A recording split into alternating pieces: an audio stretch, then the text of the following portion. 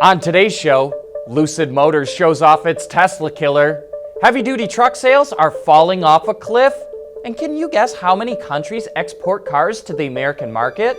All that and more coming right up on Autoline Daily.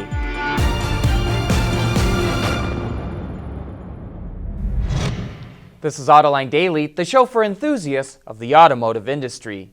Sales of medium and heavy-duty trucks have been dropping throughout the year, and the trend got even worse in November. Wards reports that big truck sales plunged 22% last month compared to a year ago.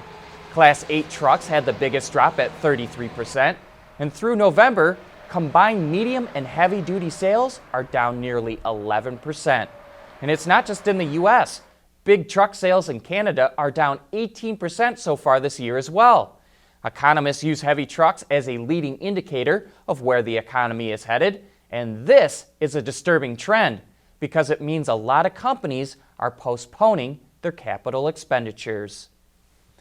In a sign that Volkswagen may be recovering from its diesel emissions scandal in Europe, the brand eked out a very small sales gain in November. Sales were not up much, only 0.8%, but it's the first glimmer of hope that VW has seen in over a year. And in a fascinating development, Volkswagen will adopt English as the official language spoken at the company. We've seen a few automotive supplier companies do this, but this is the first automaker we know of that's dropping its native tongue in favor of English.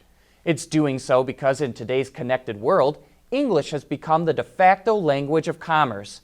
And a company like VW has operations all around the world, from China to India to Brazil and Russia. But the move to English is also about shaking up VW's staid and bureaucratic corporate culture. And it's a clear signal that the top management ranks could be open to more than just German executives. Lucid Motors is another EV startup that has Tesla in its crosshairs. And coming up next, we'll take a look at their car. Autoline Daily is brought to you by Bridgestone Tires, your journey, our passion. Dow Automotive Systems, advanced materials that deliver better results. And by Lear, a global leader in automotive seating and electrical systems. Luxury EV startup Lucid Motors unveiled its all-new Tesla Fighting sedan yesterday, and it's quite the futuristic-looking machine. A long, thin bar that incorporates the headlights sits atop a large half-moon-shaped cutout on the lower fascia. Inside profile, it almost has a hatchback quality to it. The rear is also dominated by a long, thin light bar, which helps tie it to the front of the car. One interesting aspect is how it looks like the rear trunk will open. Notice the cut line dips almost to the bottom of the rear fascia. It seems as though the whole rear end, and possibly even the back glass, will all lift as one piece. But now let's move to the interior, which I would also describe as a futuristic lounge. A large display screen sits in the driver's view, while a tablet-like touchscreen extends from the center of the dash. Highly adjustable lounge seats in the rear finish off the interior. Lucid Motors says its battery is capable of 1,000 horsepower and enabling up to 400 miles of range. Clearly, the company has Tesla in its sights. But we want to know what you think. Is there room for more luxury EVs in the market? And can Lucid take a bite out of Tesla? Checking for how much meat is left on your tires is really not all that difficult. Heck, even the change in your pocket can help you with that. But every time I look at people's tires in parking lots, I'm shocked to see bald tires all around. But Finnish tire maker Nokian has come up with an easy solution that doesn't even require you to get out of the car. A device called SnapScan uses 3D imaging to take a picture of the tread of the tires when a vehicle drives over it. It then analyzes the data and sends a report to the driver via text or email. BMW will show off its vision of what future car interiors will look like at next month's CES show. Called the HoloActive Touch System, it borrows head-up display and gesture control features to create a virtual touchscreen free-floating display that the driver operates by using finger gestures. And even though you don't actually touch the controls, somehow or other, it still provides a pulse or feedback to confirm the command for the driver. Coming up next, can you guess how many countries export cars to the American market? We think you'll be surprised by the number.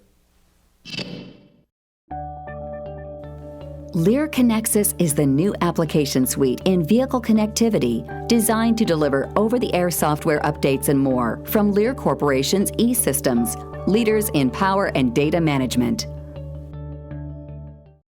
There's more car news and industry insight from the Autoline network every day. Take a moment to click that subscribe button. You'll never miss another Autoline episode.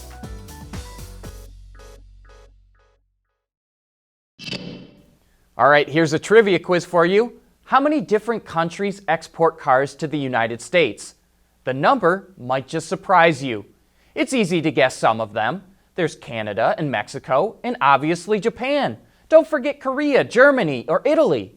We know that Jaguars and Land Rovers come from England. Most Volvos are from Sweden, but they also come from Belgium and China. Now it gets a little harder though.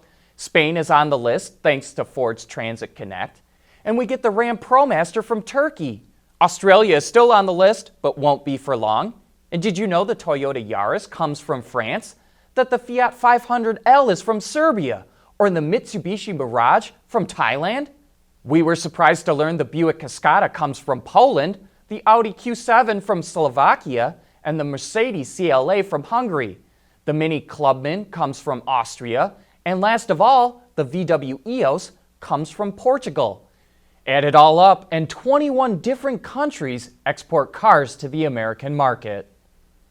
Hey, we've got a great Autoline After Hours coming up later this afternoon. We'll be talking all about the Chrysler Pacifica plug-in.